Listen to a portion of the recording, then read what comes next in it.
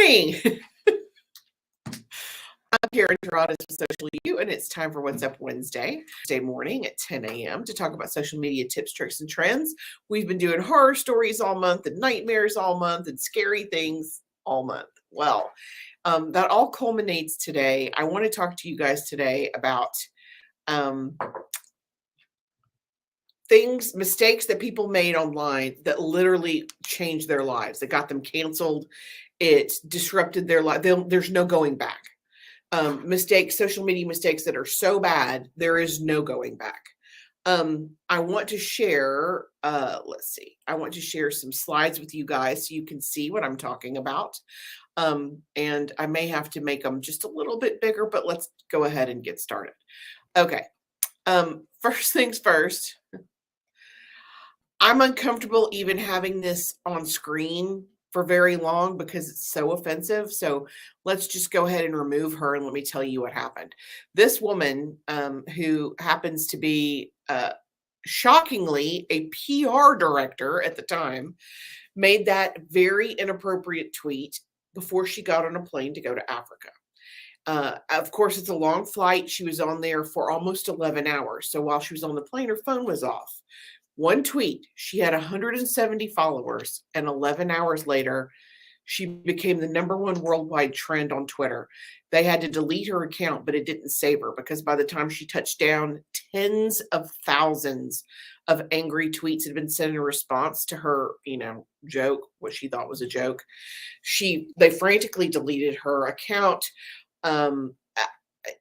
She was personally attacked. Let's just be honest. She lost her job immediately, but people came for her, and it got to the point where she had very famous celebrity people who have millions of followers who were calling her out for her mistake. And then horrifyingly, BuzzFeed picked up the story and ran it, and it will live in infamy forever. I mean, it will never go away. Even though the account is deleted, you saw that I had a copy of the tweet itself. So seriously, there is no deleting anything once it's on the internet. It's permanent. It lasts forever. So yeah, huge mistake, horror story. And that's one of the few to me that was so offensive. Even if I wouldn't read it out loud, so offensive. Okay. So the next one that we have, I'm going to go ahead and change the slide before I add it back. Okay. This is very recent. This has happened in the last 30 days at a Mississippi daycare. Some daycare workers thought it would be a great idea to put on a mask and scare the kids. So they put on a screen mask, and there is a video. I found the video so upsetting I couldn't watch the whole thing. Of course, the daycare workers, after putting on the mask and scaring the kids, they traumatized those kids. They were little. Those kids were like 2 and 3 years old. They gave them you can see from the video, they're horrified. You can see it in the picture. They're horrified. That little girl's face is very telling. And that's somebody you're supposed to trust, to take care of you and to have your best interests at heart. And they scared them to death. There is actually a clip in the video where they're chasing one of the children, and he looks horrified. So they've traumatized these kids. The parents are saying that a lot of these children are more afraid than they've ever been. They're reverting in their potty training. They have serious PTSD. So shocking. They, of course, lost their jobs. The workers are also being charged. I thought this was interesting. Yes, they were fired, but the upset parents pushed very hard for the daycare workers to be charged with felony child abuse charges. And they feel like the daycare feels like that's appropriate. The parents feel like that's appropriate. They're not attacking the daycare personally yet, although I think that's going to be step number 2. And there are parents who are considering legal action, like they're waiting to see what happens with a criminal case before suing the daycare workers personally. So these folks, they'll never come back from this. They not only lost their job, it's on video, so there's a permanent record of it. They're going to be charged with felony charges, which will be on their record forever. And they are going to personally be sued by the parents. Seriously, this is, out of all of them, this is the one that makes me go, are you kidding me? What made you think this, A, was a good idea, and B, was better to film it, and C, put it up online? And to me, it gets worse because the apology for this is actually worse because basically the one of the women who got fired said, she's sorry that this happened, but why isn't anybody having any empathy for her? So she made it worse. So yeah, nightmare number 2. Okay. Nightmare number 3. This woman, in case you can't tell in this picture, is dressed up as a Boston Marathon runner that was injured in the Boston Marathon bombing. I don't think trauma is funny, making fun of trauma ever. Her name's Alicia Ann Lynch, and she's a 22-year-old from Michigan. She tweeted and Instagrammed this photo of herself at work dressed as a Boston Marathon bombing victim for Halloween.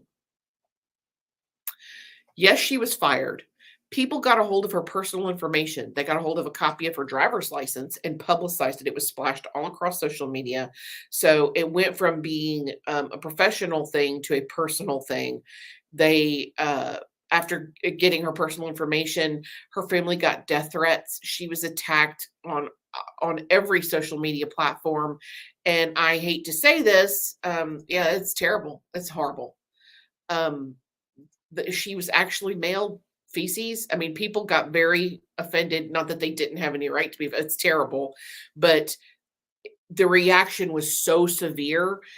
People came for her so hard, and they personalized it and put her and her family in danger that there were several Boston Marathon runners who actually ended up coming to her defense after she apologized just to save her sanity and her well-being because people came for her so hard online. Again, they were calling for her head, literally calling for her head in tweets and different posts online. Horrifying. Okay. This next one is, again, it's not quite as bad as some of the other ones, but it just wasn't smart. There was this guy was a VP, his name's James Andrews, and he went to Tennessee, Memphis, Tennessee, to do a presentation for FedEx. It was a huge international embarrassment to his corporation because when he got off of the plane, he used his Twitter account to insult Memphis, the hometown of FedEx, the morning before he was to meet with them.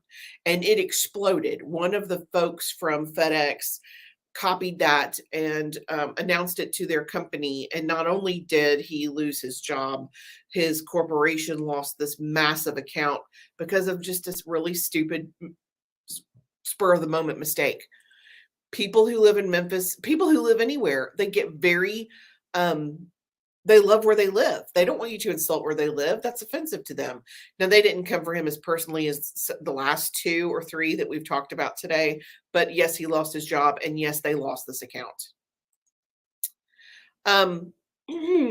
This is a similar mistake. Again, made by an executive. His name is Scott Bartoskevitz.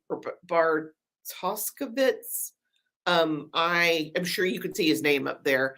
My pronunciation won't even do it justice, but he is a Twitter posting that says basically he finds it ironic that he's in Detroit. It's known as the Motor City and no one can drive, but he had an expletive in it. It was meant to appear on his personal account. He mistakenly sent it to Chrysler's brand feed while he was stuck in traffic in Detroit. This is wow. I mean, you talk about your big mistakes. It resulted in the 28-year-old's dismissal. It contributed to Chrysler's decision not to renew its contract with his employer, New Media Strategies, a Virginia-based firm. And I mean, huge fallout. So he lost his job. His company lost the account. Just stupid. Seriously, you have to think before you post. It's ridiculous. Now, of course, I removed the wrong thing. There are multiple examples. These are some of the most heinous. They had the most long-reaching effects. People still talk about them. There are a couple of others. One I'll mention kind of in passing. It happened a few years ago. And again, I find this to me to be seriously offensive. I know you guys have heard of the Me Too movement. It's a movement to bring to put light on assaults and assault victims and their recovery. It is supposed to be uplifting and supportive.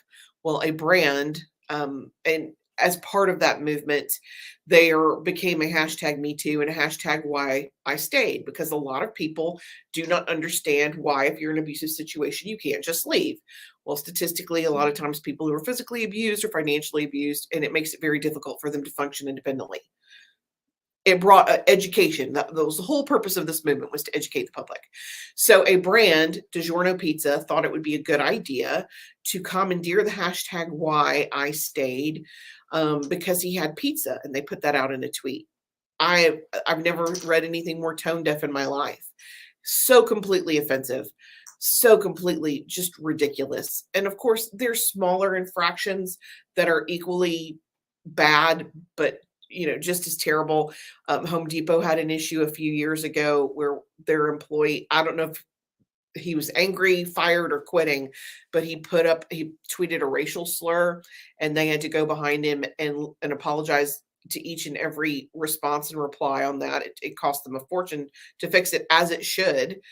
Don't hand over access to your account to someone you can't trust that won't represent your company well.